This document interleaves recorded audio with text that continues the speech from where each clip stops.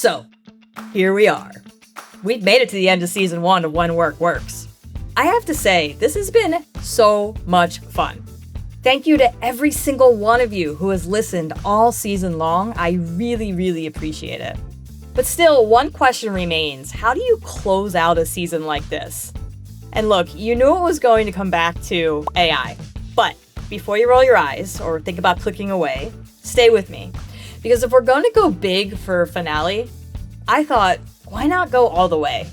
Why not go straight to Washington, D.C. and knock on the door of someone whose job it is to shape the future of work?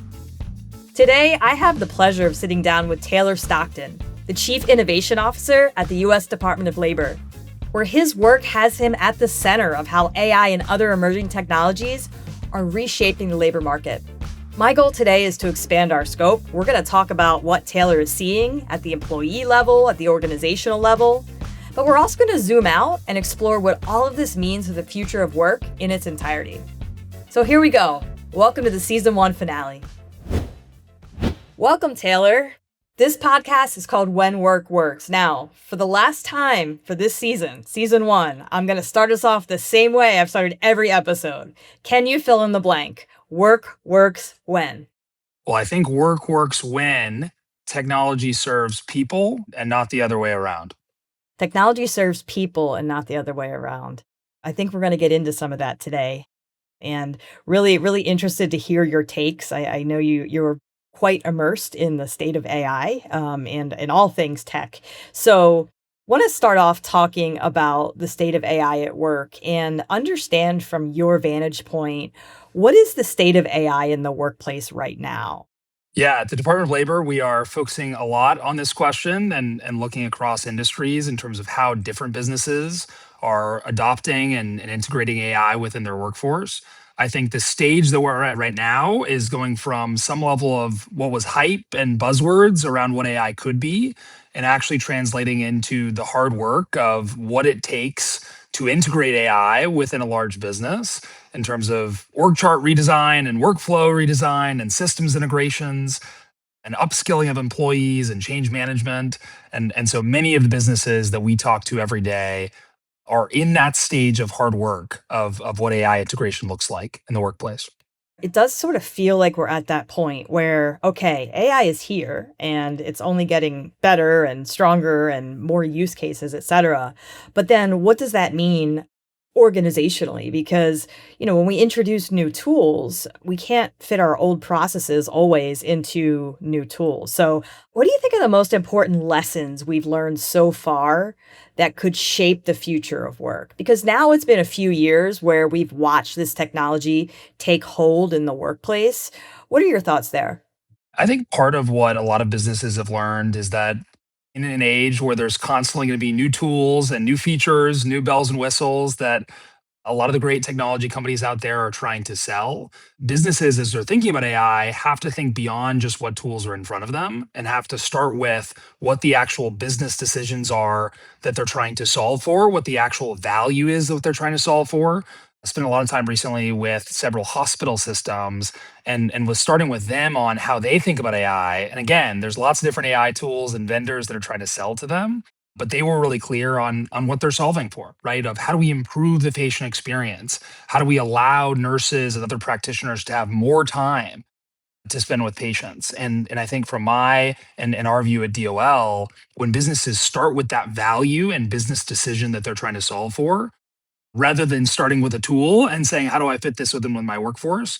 That's one of the major lessons that's going to end up leading to actual positive ROI of a lot of the big decisions and big investments that companies are making in AI.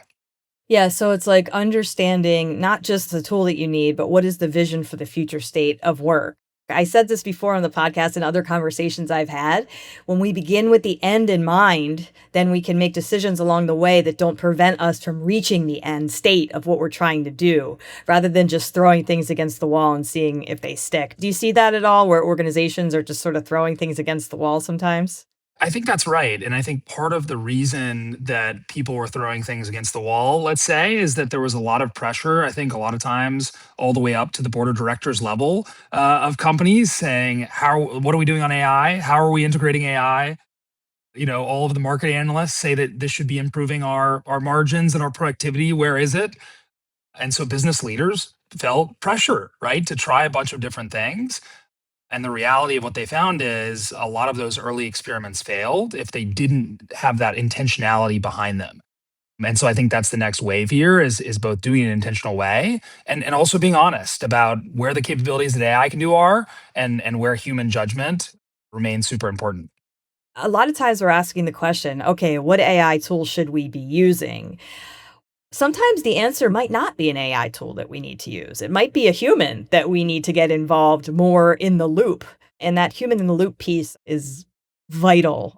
Even though we continue to be so excited about how quickly AI's capabilities are accelerating, especially when you think about AI as something that's probabilistic, right, in terms of what its output is. It is not perfectly objective in terms of what will come out of AI. And there's so many decisions within a business of all types that are really, really important to get right. And so I think one of the questions that we're seeing businesses ask a lot is what is the cost of failure, right? What is the cost of AI getting something wrong? And maybe in certain circumstances, it's okay if 99% of the time AI gets it right, and maybe 1% of the time AI gets it wrong. Let's go back to healthcare. If it's on patient diagnosis and 1% of the time of millions of patients served, patients are getting patently wrong diagnoses, that simply doesn't work. And so more and more companies, not just in places like healthcare, but in heavily regulated industries and industries that have like very high value customers, there's a lot of different decisions where even if AI is taking on different parts of the process or parts of the workflow, it remains critical to have humans at multiple points in those workflows. Yeah, and that's such an important point for folks who are listening to remember. So, when you look at the macro trends that are shaping how organizations are thinking about AI today, what comes to mind for you first? Well, I think there's a lot of trends on the competitive landscape level. Businesses are thinking about AI both as perhaps the biggest opportunity to redefine their business of how work gets done, how value gets delivered for their customers, how quickly they can move at the speed to respond to market demand. But also, in many ways, the biggest threat of competitors and many times new entrants, especially new entrants that are AI first, are able to sometimes replicate the value in a very short period of time that they perhaps spent decades building. Do you see it as a race to innovate? I think part of the biggest failure of businesses right now are those that are waiting on the sidelines. And so I do think that businesses that are doing well in this market are the ones that are looking to actually experiment quickly in ways that manage risk, right? Because they don't want to fail in ways that have too high of cost consequences. But there is this need to say, how do we move quickly? How do we learn from what worked and what didn't? And then iterate fast because the pace of technology is not slowing down, right? There's new systems, new technology that's out there. And for the businesses that are just waiting on the sidelines, they're not going to be in a strong position to take advantage of that. It gets to a point though, Taylor, sometimes we implement something new today and then tomorrow there's another new thing that comes down the pipe. How do we get out of that mentality or how do we feel good about making a change? AI is something that is going to constantly change over and over and over again. And so it's really something that leaders are preparing for not one shift, but a series of shifts that will happen over time. The word that we're throwing out every single day at the Department of Labor is agility. We're not actually solving for one specific case. We're solving for the future where we can respond more quickly to what that technology landscape looks like. I talk to leaders who are navigating this new shift and they say to me, Julie, I just don't know where to start, right? What should they be thinking about if they want to become truly AI ready and stay competitive? Well, I think it has a lot to do with their employees. Right now at the Department of Labor, one of our biggest priorities is AI education and AI literacy because part of what we're seeing across the economy is that these technical skills around how to manage AI, how to understand how to use AI is not unique to technical industries or technical occupations. It's truly a trend that is affecting every single industry, every single occupation. And so we are trying to make sure that all workers across this country have access to those foundational skills that relates to any individual company or HR leader who might be thinking about their own workforce to say, let's not just think about the IT team or the finance team. This is looking across our workforce and saying, no matter what direction we want to do, our employees are going to play a critical role in that. And so, how do we make sure that every one of them has access to the support and the pathways and the skill development opportunities that can really allow them to be best prepared to tackle these opportunities together? Do you ever find in your conversations that you talk to companies, you talk to leaders who say, "Oh, that role is not gonna need to worry about AI." I know that in my research and in my conversations, there are fields that you wouldn't even think of that are being really disrupted by AI. I'd love to get your take on that. Yeah, I think you're spot on. All of what we see is that there's a potential for all roles across the economy to harness this technology. The AI literacy framework that DOL put out is in my background. And one of the five pillars, I would say, of how we defined AI literacy is being able to evaluate AI's output. It's not just your own output of your own writing or your own presentations or your own strategy that's there, where you're understanding how you need to look for the relevance of something, the accuracy of something, whether it makes sense for the particular objective and audience. It's also about the fact that most of your coworkers are probably using AI in some way. And so it's understanding how to relate and engage with AI content that others may have produced.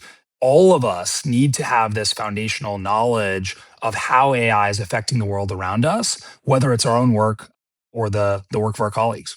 Yeah, it's very interesting. It makes me think about when we when the internet just became a thing, right? And how we all had to adapt to that change. And now we can't imagine a world without it. What is one mistake you're seeing teams make when it comes to AI integration that you would warn against?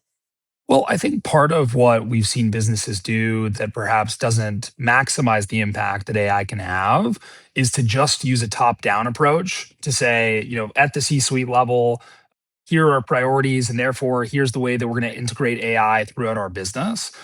I think the most successful companies that we've seen have taken a dual approach of, yes, you do need some of that top down to make sure that use cases and integration approaches align with the largest priorities of a company, but you can also gain a tremendous amount of value from taking a bottoms up approach as well.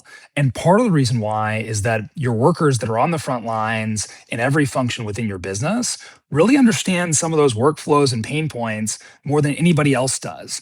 And the second thing I would say is many of these individuals that, again, are on every level of your organization are likely already using AI in some way. And so making that okay and actually empowering them to say, what are the pieces of this workflow that perhaps are really annoying right now, or really frustrating right now, or really not optimized right now? And empowering them to brainstorm some of the ways that could make their role even more productive, even more valuable, even more meaningful.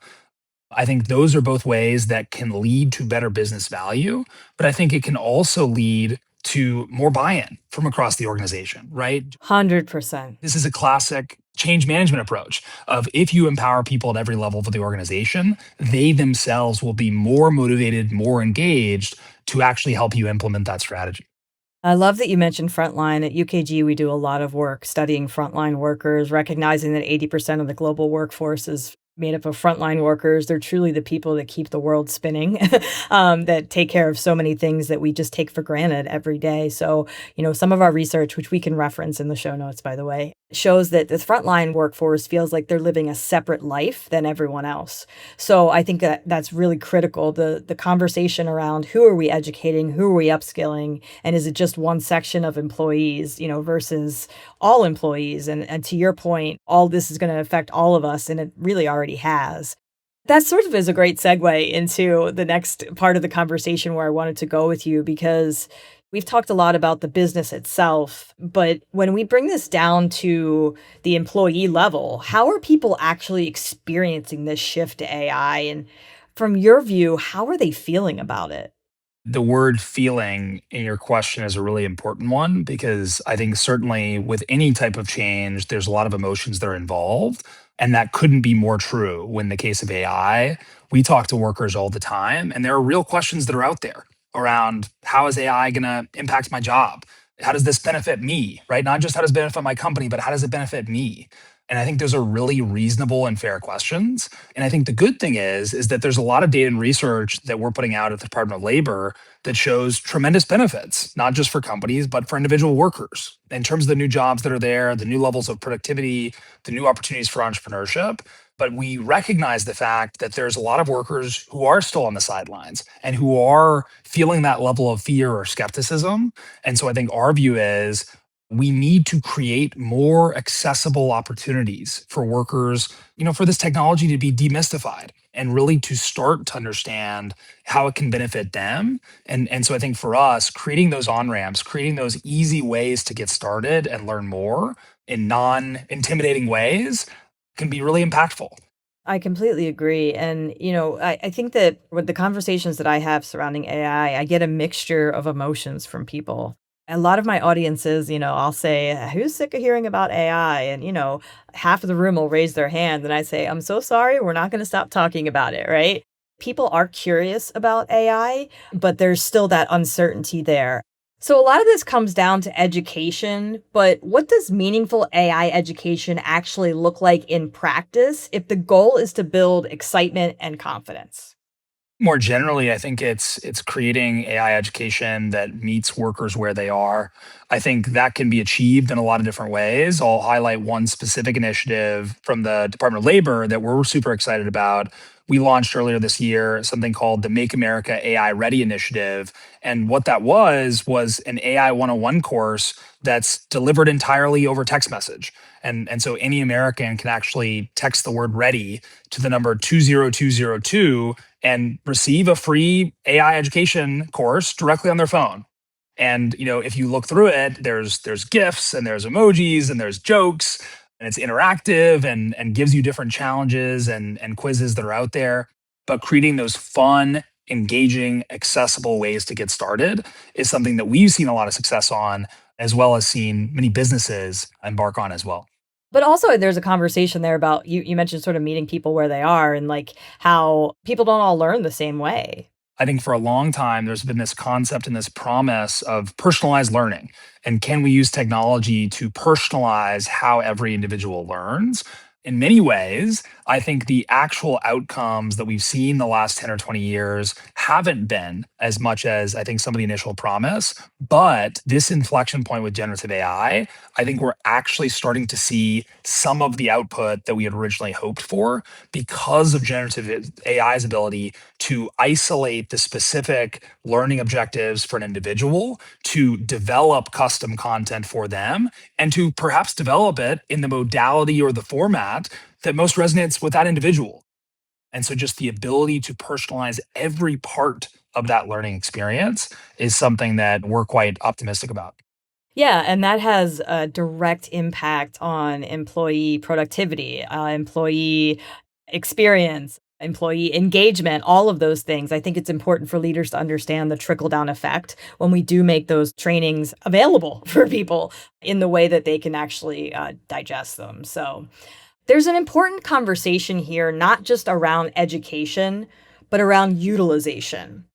What are the barriers to AI utilization you're seeing right now, and how can leaders support their teams to get over this hump?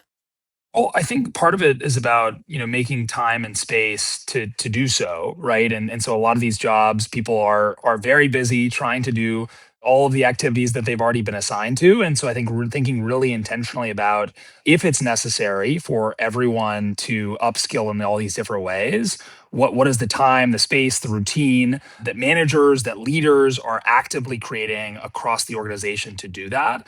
Part of it comes down to how engaging is your training approach. We've all been through compliance exercises or other things that we're just rapidly clicking through, perhaps. And so, again, thinking about formats of training that are more engaging, that make employees feel that their voice is important to the conversation. And so, businesses have been experimenting, for example, with hackathons and other type of gamified formats that allow them to actually bring their ideas to the table, not just have someone talk at them. And so I think all of those different things are principles that we're seeing the most successful businesses think about when it comes to AI.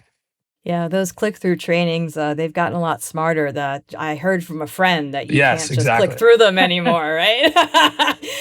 So, another thing that we're hearing a lot is that employees they want access to these AI tools, but not everyone has that same opportunity to learn and experiment for whatever reason.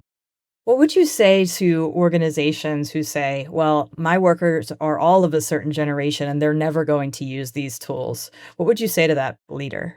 It's fascinating because yes, there is sometimes pushback from different segments of the workforce, but we've actually seen some of the companies that are most effective benefit from the fact that they do have many different generations involved. Because, for example, sometimes younger generations might have more AI fluency because perhaps they grew up with more of these technologies right at their fingertips. But part of what makes AI valuable is not just the technology itself, it's the human judgment and human context that technology is combined with. And sometimes older generations within the workforce bring a lot more of that judgment over many decades of experience that technology can't replicate. And so yes, you're right. Sometimes there's more challenges and more pushbacks from different segments, but we've seen the most successful businesses really engage all of their segments to really benefit all of them.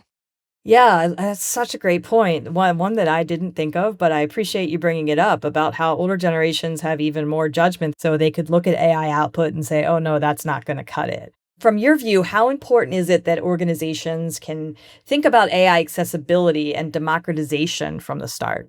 Yeah, that's one of the things that the research has shown that's been most promising is that when you provide individuals AI, it actually levels the playing field, allows individuals to be more productive than they've ever been before. And so I think you can see a lot of the leading companies out there. I think Walmart is a great example of a business that has a very large frontline workforce and is making sure that all employees have AI, are able to be more productive, more engaged than they ever been before.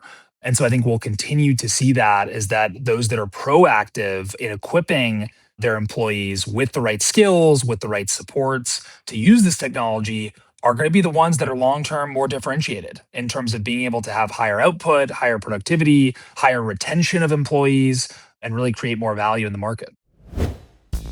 Taylor is right. Not everyone in your organization has the same opportunity to learn, to experiment, or to build confidence with AI. And I want to sit with that for a moment during this reflection point because after nearly 2 decades working in HR, I have watched this exact pattern play out time and time again. A new technology arrives, leadership gets excited, and then quietly, certain people get left behind. It's not because they weren't capable, it's because no one designed the strategy with them in mind. So here's what I want to leave on the table. AI accessibility is not an IT responsibility. It is a people strategy. And if you want to make sure no one in your organization gets left behind, here's where I would start. First, audit your access before you audit your adoption strategy. Using AI tools is definitely important, but don't forget to ask who even has an opportunity to try them. If the answer is unclear, that has to be your starting point. Next, create the low-stakes spaces for people to experiment. Confidence when it comes to anything new, it shows up when people try, and even if they fail, they can try again. But for that to work, there needs to be an environment where that's not just understood, but it's also encouraged. From managers, from leadership, really from everyone. I want to talk a little bit about building the future of work with AI because the future of work is the present. However, when we broaden that scope, if organizations do all of this well and truly invest in the readiness of their workforce, what does that make possible, not just for individual teams, but for the future of work more broadly? When looking at how AI might transform the workforce, I think early on you saw a lot of predictions by a lot of these big consultancy firms saying there's going to be mass job loss and AI is just going to be a way to create efficiencies and improve cost margins. And what we're seeing so far is quite the opposite of when firms actually adopt AI. Not only are they not laying off employees, but they're actually having a higher growth in how many people they hire. And part of the reason for that is because they're seeing higher levels of productivity, higher output, more speed in the market, more products that they can ship, more value that they can provide for their customers and their suppliers, and really just pushing the bounds of what is possible before. One of my favorite kind of articles that I read recently around some of these dynamics talked about this concept of the lump of labor fallacy, which is to say that there is this notion sometimes that there is a fixed amount of valuable work to be done in the economy. And so if technology takes on some of that, does that mean that there's less work out there for humans, right? Does that mean we're going towards a 3-day work week and no one has to work? But what we see in every wave of technology in American history is quite the opposite. Of every time technology comes to bear, there's actually a whole new set of tasks, a whole new set of work that becomes possible. And so I think that's what we're going to see a lot of in the coming years is just all of the new occupations, all of the new types of work that simply weren't possible before that now AI brings to fruition. There is a lot of possibility when you look at it that way. So, from the Department of Labor's vantage point, when you look at the broader workforce shifts or policy conversations, what should organizations be prepping for at this point as AI becomes even more embedded in the workplace day by day? I think it comes back to that same principle of agility, but I'll expand on it in terms of how we're thinking about it at the Department of Labor. Our view is the greatest challenge of the age of AI will be the speed of change. And the problem is when we look at our HR systems, our education systems, our government systems, that's not made for that type of cycle, right? There's oftentimes multi-year processes and decisions that are being made. And so part of what all organizations, including government, really need to think about is how do we build our agility muscle internally to be responsive to what's happening in the market? And so what that looks like at the Department of Labor is we are launching a big initiative soon called the AI Workforce Hub, which is going to be an R&D lab about how we support workers in the age of AI. And the first way that we're doing that is actually partnering with a number of different private sector players, including AI labs, HR tech companies, staffing firms, around what's actually happening, around the data of AI and work, around AI adoption, around productivity impacts, around increases or decreases in demand for jobs and skills. And I think in our mind, that helps with agility because once we know in real time what is happening, we can better then translate that into action. And so we're both very bullish internally about what that initiative from the Department of Labor can do, but we're also encouraging businesses to think for themselves. What are those similar types of initiatives that will really help them build those muscles of agility? I'm interested to see what kind of research and what kind of guidance comes out of those conversations. So, let's say I gave you a crystal ball. If you could see what the ideal future of work with AI looks like to you, what image or images do you see in front of you there? Well, I would go back to your first question, which is work works when, we use technology to better serve humanity. And so I think that when I think about the future, I don't just think about the fact that there is more AI in the workplace. It's that AI makes workplaces safer. AI makes workers' jobs more meaningful. AI makes workers more valuable, not only in terms of their productivity for companies, but in terms of the wages and earnings they're able to garner. And so I think all of those things shows a world that's not only good for companies, but one that's good for workers. The last plug that I'll give there is that, for me personally, I've been in the startup world a lot of times in my career. And one of the most exciting benefits is that AI is actually democratizing entrepreneurship and allowing small businesses and companies to get off the ground in ways that couldn't have happened before. And so I think all of those things are ones that I would show in my crystal ball and ones that the US Department of Labor is hard at work to make sure come to fruition for American workers across the country. Taylor, I can't thank you enough for this conversation and really, really appreciate the insights. Is there any last call to action that you'd like to share? I would just share that there's a lot of speculation right now around AI and work, and sometimes there are headlines that go into more negative and perhaps fear type titles. But I think in our mind, there's a huge opportunity to just shift some of the narrative around this from fear to optimism around how we can all benefit if we harness AI in the right way. And so the Department of Labor looks forward to any collaboration we can to make that a reality. Awesome. Thank you so much. Thanks. We've had so many meaningful conversations this season, and what Taylor brought to this one really feels like the right note to end on. Because here's what I believe. The future of work is not something that is going to happen to us. It's something we are actively building every day, in every decision that we make. AI is a powerful tool, but tools don't build cultures. People do. And if you are listening to this right now, you are already someone who cares enough to pay attention. And to me, that matters.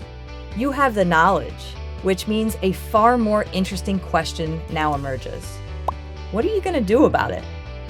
My call to you is to move with intention, an intention to give your team access to what they deserve and bring them along in this unique journey sparked by the advent of new technology.